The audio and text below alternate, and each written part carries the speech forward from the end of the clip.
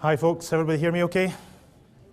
Grand. Well, thanks very much for hanging around for the first of the breakout sessions, which is an interactive demonstration of the human factors tool that we've all heard so much about this morning. Les has asked me to remind you that this is the demonstration for the tool, and if you are just hanging around here because it's you can keep your seat warm, then please feel free to move around the other sessions which are in the respective rooms. Before we go into a quick demonstration of the tool, I'd just like to give you a rundown of what we're trying to achieve here today, and then our session, myself and Emily's session, is split into three stages. So I'm going to give you a quick recap of where we are today and how we arrived at this stage, building on from the first steps document. We've then got a pre-planned demonstration of the tool already loaded into the system here, so we can give you a kind of a nuts and bolts tour around the tool, and Emily will drive that. And then we're going to stick our necks on the line and go for an interactive session, using you guys to feed into the tool based on some of the experiences you've had today, and hopefully give you a real-time experience of how the tool works.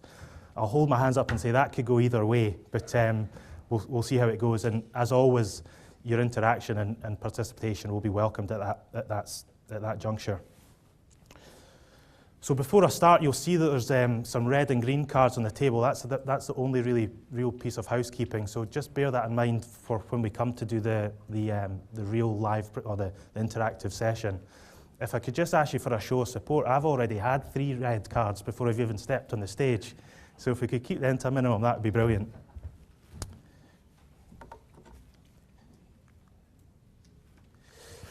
So what are we here to discuss? How did we get here and what we're trying to achieve?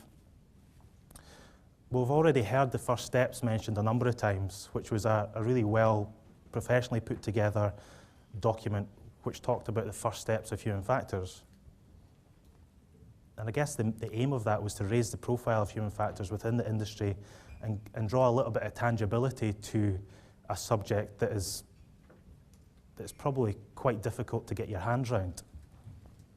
And I'll give you a wee example of that. I try my best to go to as many kind of human factors conferences as I can, just because it's something I'm interested in. And I was at one probably 6 months ago, and the subject of the conference was human factors. And one of the keynote speakers got up and started to talk about human factors in a way that I'd never heard it talked about before. He talked about people and process, and I thought, well, that's on the right lines. And then he talked about firing people and disciplinary processes, and he had misconstrued human factors for human resources at a conference that was designed to talk about human factors. Now that's important because the tool that we've designed is at such a level that it assumes quite a low level of knowledge. And when you see the questions in the tool appear, simplicity is very much at the heart of what we're trying to achieve. So going back to first steps, we wanted to raise the awareness of human factors within the industry. In particular, we wanted to contextualize it within kind of 3 domains: people, process, and plant. And that adopted a case study approach. Now that was good because it drew a little bit of tangibility to a discipline that was relatively intangible. It allowed people to get their hands around it to a certain extent, and it allowed people to contextualize what little knowledge they did have. And fundamentally, we were trying to raise the awareness of human factors within the industry. However, 2 years ago, we held a step change share fair, which was really well attended, and we held a straw poll. And we found that, and the question we asked was, how many people have heard of human factors first steps? The answer was about 40 to 50% of the people said yes. And then we said, how many people, having read the first steps document, have actually taken any action? And of the 40 to 50% of the people who answered, we maybe got a 30-40% of the people putting their hands up. So what we drew from that was that, okay, it raised the awareness of human factors within the industry, but it was still quite difficult to take any action on the back of that. And that's where the tool comes in.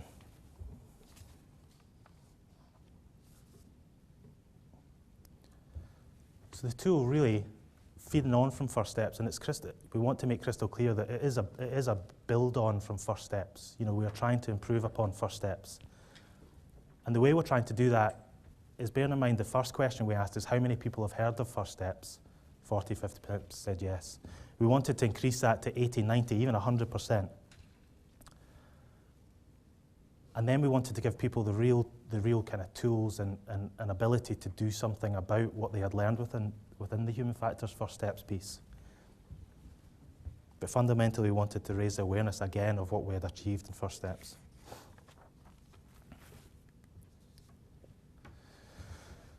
And as the guys have said prior to me standing up here, it's taken 4 years to get to where we are today. And I wasn't involved in putting together the first steps. However, in my 2 years involvement with Step Change, I think back fondly of the discussions we've had around the table of how do we really bring this to life? How do we really make something that's relatively intangible, relatively misunderstood to life and give people the tools to do something about it? And we talked about things from left, right, and centre.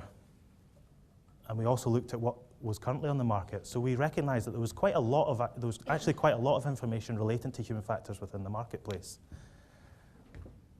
But yet people were blissfully unaware of it.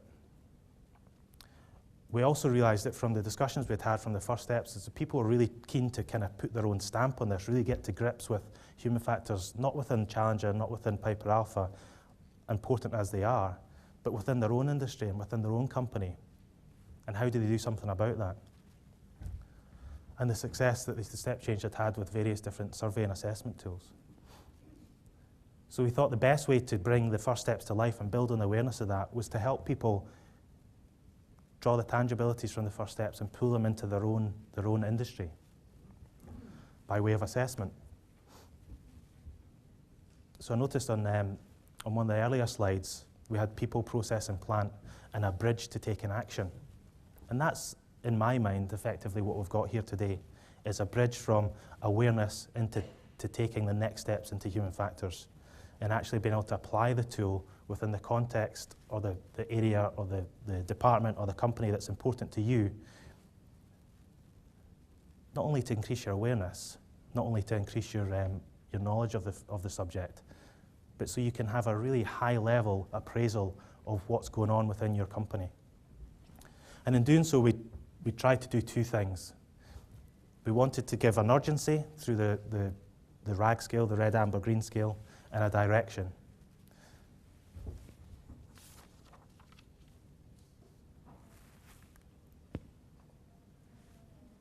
So how did we take some action? Well, as we'll see in the demonstration that Emily's about to give us, the tool asks you a series of questions. And the questions are grouped into what we feel to be fairly sensible groupings. Bear in mind the level of this is high level, and it's an 80-20 solution, as we had earlier on. And really what we're trying to do is say, well, you know, if you're interested in human factors, if you feel that you've got some human factors issues at play, we've developed a funnel or a bridge that allows you to say, well, this is where I'm interested in, or this is where I feel that the issues lie within the business, and ask a series of simple questions. And through the tool, we've tried to develop it so that it delivers value, not just in the results. Oh, you're red in your procedural compliance, you better get off your backside and do something. But we've recognised that just by the very nature of the questions, by the very nature that people are involved with this tool, we've got lots of opportunity to deliver value. So we feel that the questions themselves deliver value. They allow you to assess your company and the industry and the area that you're interested in. They also give you food for thought about, you know, what's going wrong, what you could do in your own initiative to improve things. As Les said earlier on, the results are instantaneous, so you've got feedback there.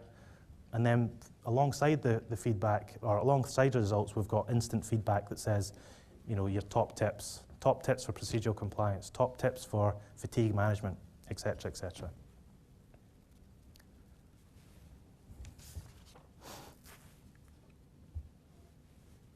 So who would use it?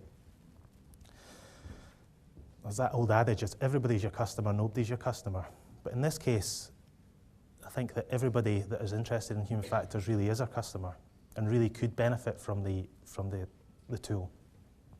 as we've heard earlier on today, I think that the real value in the tool comes from companies, departments, people offshore that are working in groups or projects using it collectively. Not just because we can harness the collective knowledge or the collective experience from the guys who are using the tool and start to build some trends. And as we'll see earlier on, the back end of this, Atlas have done a phenomenal job. It's really powerful in terms of slicing and dicing the statistics. But we can really harness the collective knowledge of the industry, the departments, and the functions that use this tool. And one particular thing I'm quite excited about is if we look at procedural compliance or procedural adherence, the tool allows us to target a group of individuals who are involved in rewriting a procedure, for example, or writing a new procedure. And the tool allows you to slice the demographics, so the people who are involved onshore, people involved offshore, the people who are involved on the technical side, the non-technical side, etc., etc. And what I'm really excited about is when we'll be able to kind of look and interrogate the results, that we'll be able to see perceptions of how procedures are used onshore, offshore, how they're viewed onshore, offshore, and start to be able to take a next step within human factors to see, well, perhaps onshore populations think that procedures are actually quite good, but the offshore population using the same procedure don't think it's fit for purpose. And the tool will allow us to interrogate that and allow us to narrow down into where we want to go to improve these things. So I'm going to hand over to Emily, but just before I do, I just want to recap, just so it's crystal clear what the tool is designed to do. Build upon the awareness that First Steps developed and give people a tool that allows them to, in context, interrogate, assess, and find out what's really going on within their company, business, department from a human factors point of view and take some next steps. We'll have some opportunity for some questions later on, but I'm going to hand straight over to Emily so she can give a demonstration.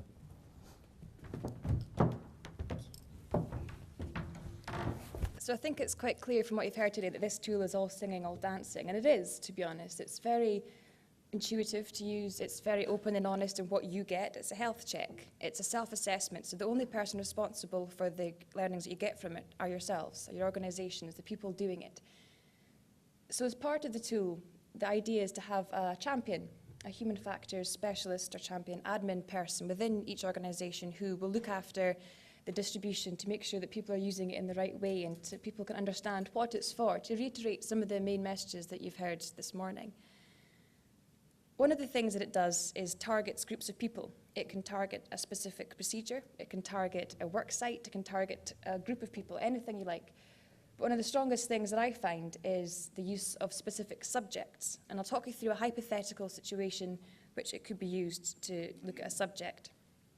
So hypothetically, I am the human factors champion for step change and safety, and I've noticed that there has been a lot of reportable incidents regarding being tired in the night shift within step change at safety. For the record, we don't do night shifts. But hypothetically, you'll know what I mean. And so what I've done as the human factors champion, having realised this from incident investigations or conversations, just general awareness of these incidents, is I have created a specific unique link to the assessment on fatigue. And I've targeted who I think this is affecting, and I've sent them this link to follow, and hopefully then get the results from there. Upon clicking this link, they're led to this page, which is what you will see if you click on the online tool anyway and start into the assessments.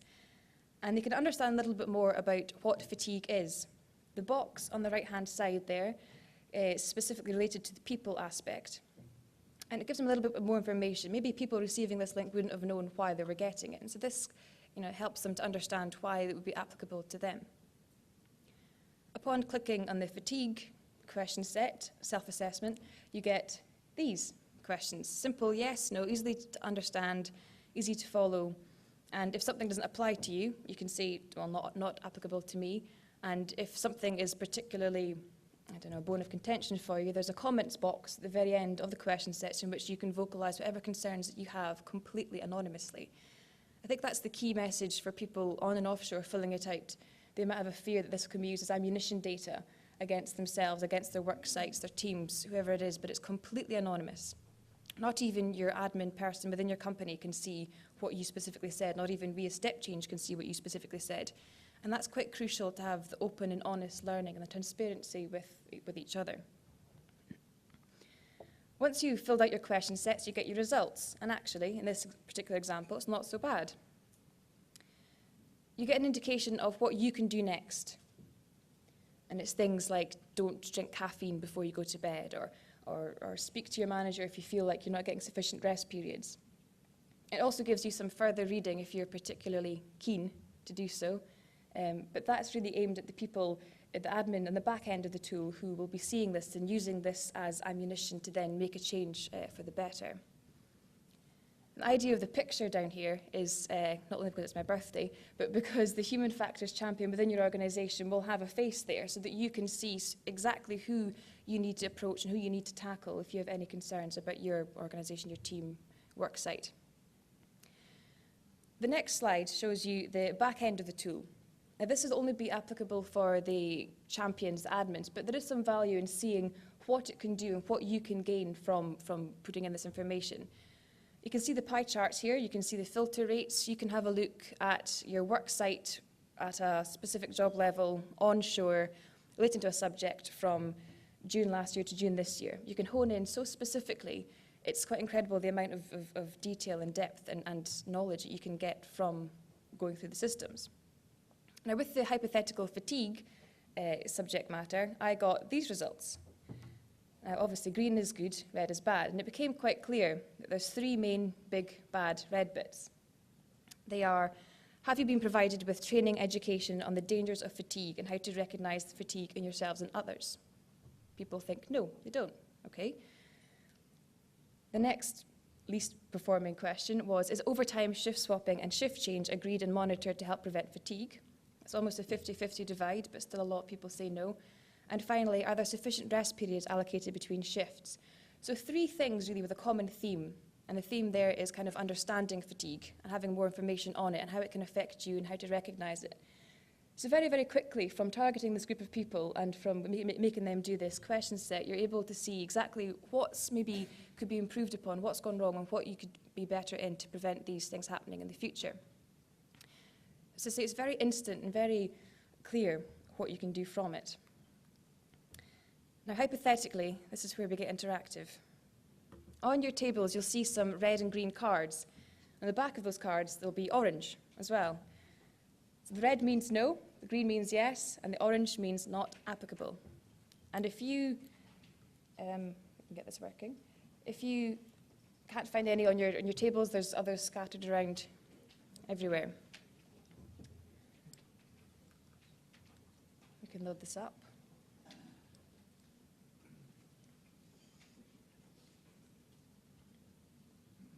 Here we go.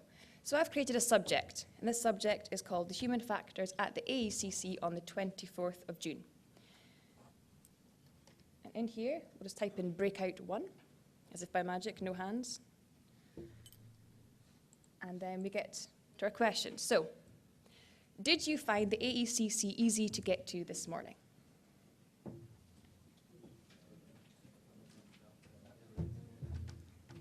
I'd say that's green. Go for green. Were there enough parking spaces for you to use? Okay. Did you find the parking meters easy to use? Oh, what would you say that was? I'm going to say that's maybe a no. Yeah. Take note, staff. Do you know where your nearest fire exit is? Good. Are all toilets and facilities easily identified? Spot on. Did you find it easy to find the right room this morning?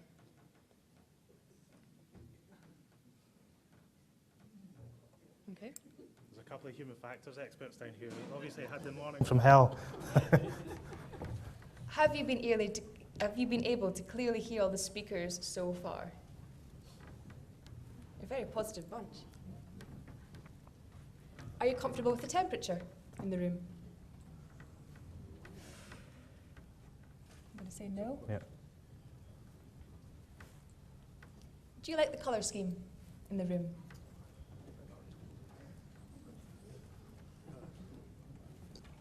Not applicable? Yep. Did you enjoy the coffee?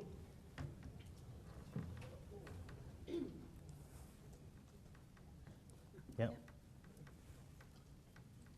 Are the seats comfortable?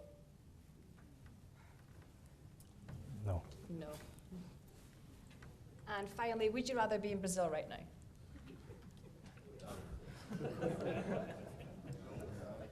Yes.